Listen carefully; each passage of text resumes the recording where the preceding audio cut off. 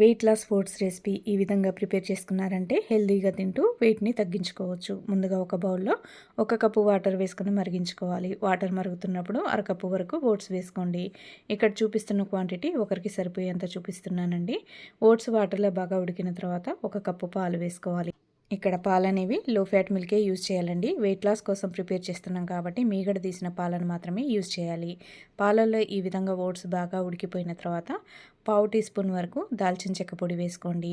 దాల్చిన చెక్క పౌడర్ వేయటం వలన వెయిట్ లాస్ అవ్వడానికి బాగా హెల్ప్ అవుతుందండి. మీకు కావాలంటే ఈ స్టేజ్లోనే బెల్లాన్ని యాడ్ చేసుకోండి. ఇక్కడ నేను ఏ స్వీట్ని యాడ్ చేయలేదు. ఇప్పుడు స్టవ్ ఆఫ్ చేసి చల్లారనివ్వాలి. ఇప్పుడు వేరొక బౌల్లో సర్వ్ చేసుకున్న తర్వాత డ్రై ఫ్రూట్స్ని పైనుండి వేసుకోండి. ఇక్కడ నేను బాదం, ఖర్జూర, ఎండు ద్రాక్షలను వేసుకున్నానండి. మీ దగ్గర ఏవి అవైలబుల్గా ఉంటే అవి వేసుకోవచ్చు. పైనుండి ఈ విధంగా దానిమ్మ గింజలను వేసుకొని సర్వ్ చేసుకోండి. ఎంతో టేస్టీగా ఉండే ఓట్స్ రెసిపీ రెడీ అయిపోయింది.